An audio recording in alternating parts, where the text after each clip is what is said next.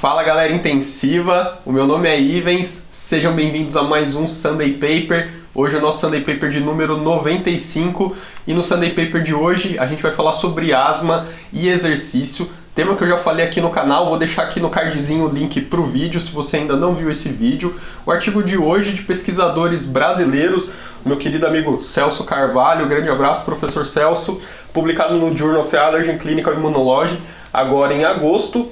Fator de impacto de 7,574. Bom, a asma ela é uma doença crônica com obstrução reversível, inflamação e hiperresponsividade a diferentes estímulos. Tem como característica sibilância, falta de ar, aperto no peito e tosse. Os indivíduos podem apresentar restrição de atividade física e com isso diminuição da sua qualidade de vida. Podem também apresentar ansiedade e depressão e isso dificulta a adesão ao tratamento. Quanto ao tratamento, a gente pode ter o tratamento farmacológico e não farmacológico, duas formas bastante disseminadas de tratamento não farmacológico, o exercício aeróbico e o exercício respiratório. Porém, até hoje a gente não teve uma comparação entre esses dois tipos de tratamento. E aí, esses tratamentos são amplamente utilizados justamente porque eles são de baixo custo, fácil de aplicar e são seguros. Então, como a gente tentar melhorar esse cenário? Comparar os efeitos dos exercícios aeróbicos e respiratórios no controle da asma. Então, foi um artigo aí, um ensaio prospectivo, randomizado, controlado, unicêntrico, feito num hospital universitário. População eram pacientes com asma de moderada a grave. Intervenção, exercício aeróbico ou então o exercício respiratório. E aí aqui fica um dos pequenos problemas desse estudo, que é a falta de um grupo controle que não recebeu nenhuma das intervenções. Então esses pacientes eles eram inseridos no trabalho depois de uma consulta médica, onde eles começavam a fazer esse acompanhamento. Então poderia ter um grupo controle que só fizesse esse acompanhamento com o médico, né, o tratamento medicamentoso da asma, para a gente poder comparar com essas intervenções. Os desfechos, desfecho primário, questionário de controle da asma 6, e a gente teve diversos desfechos secundários, entre eles o diário de sintomas de exacerbação, o questionário de qualidade de vida em asma e a escala hospitalar de ansiedade e depressão. Então, eles avaliaram aí 635 indivíduos. Desses, eles tiveram que excluir 581, e aí aqui a gente vê um número triste, ó, 168 se recusaram a participar do estudo, né? Isso é muito triste, porque a gente poderia ter, por exemplo, aquele outro grupo controle, complementado com esses pacientes que se recusaram a participar, né? Os pacientes têm que aderir mais, a gente tem que arranjar um meio de trazer os pacientes mais para os estudos, para a gente poder oferecer melhores cuidados, porque eles são grandes beneficiados nisso. Então a gente tem aí então 54 pacientes que foram incluídos e randomizados, 25 no grupo que fez exercício respiratório e 29 no grupo que fez exercício aeróbico. O protocolo do estudo constava então de um programa educacional, um grupo que fazia o exercício aeróbico e um grupo que fazia o exercício respiratório. O programa durava 12 semanas, os pacientes realizavam no total então 24 sessões. O programa educacional ele era comum aos dois grupos, todos os pacientes tinham que passar por esse programa. Ele era composto aí por 2 aulas de 2 horas que acontecia nas 2 primeiras semanas, e ele constava de uma aula, né, para os pacientes da fisiopatologia da asma, habilidades no uso da medicação, técnicas de automonitoramento e de controle ambiental. A gente sabe que a questão educacional é bastante importante nos pacientes com doenças crônicas.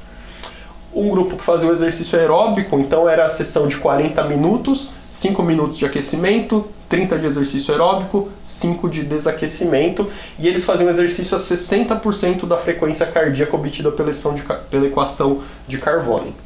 E o exercício respiratório, ele era através da técnica de Pranayama Yoga, e aí o objetivo era o quê? Estimular a respiração nasal e diafragmática, aumentar o tempo expiratório, diminuir o fluxo respiratório e regular o ritmo respiratório. Então a gente vê aqui os resultados.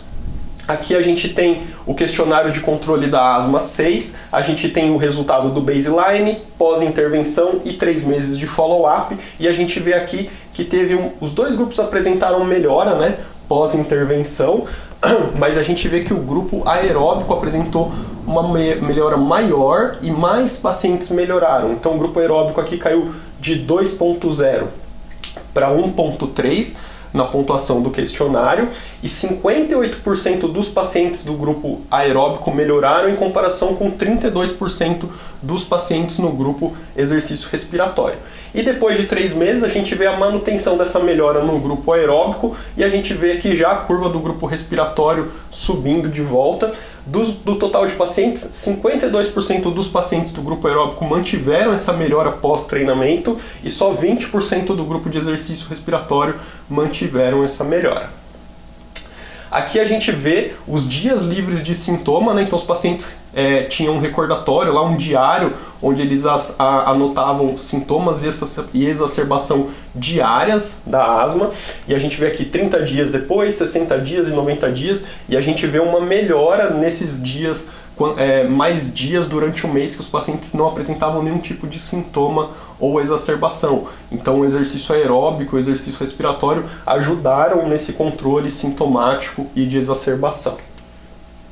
E aqui a gente tem o resultado do Shuttle Test. Shuttle Test que é um teste de capacidade funcional, então mostrando aqui o quanto que os pacientes tiveram de melhora, né? No Shuttle Test a gente mede a distância que o paciente percorre, aqui ele está mostrando quantos metros a mais o paciente percorreu depois da intervenção.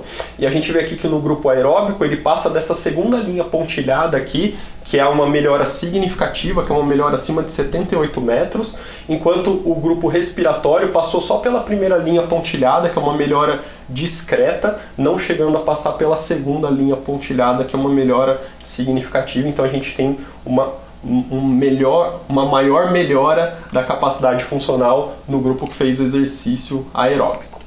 E ele também viu o uso de medicação de resgate. E aí o exercício aeróbico, o grupo de exercício aeróbico, diminuiu em 34% o uso de medicação de resgate, enquanto o exercício respiratório diminuiu apenas 6%.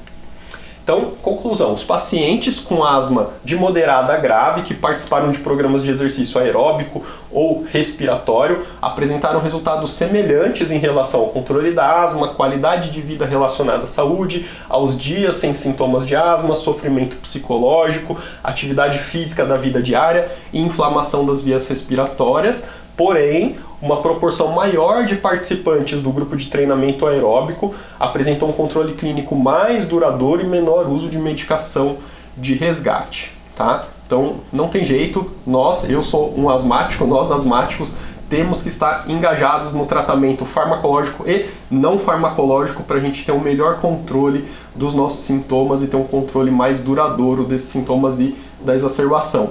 Então, já deixa seu joinha aí no vídeo, se inscreve no canal se você não é inscrito, mande esse vídeo aqui para a galera da sua sala, para a galera do seu trabalho, mas mande também para algum amigo seu que seja asmático, para ele entender melhor como fazer o controle da asma dele. Deixa seu comentário aí, se você tem asma, você faz exercício, se você trata alguém com asma, qual o resultado que você tem tido, e eu vejo vocês no próximo Sunday Paper. Até lá!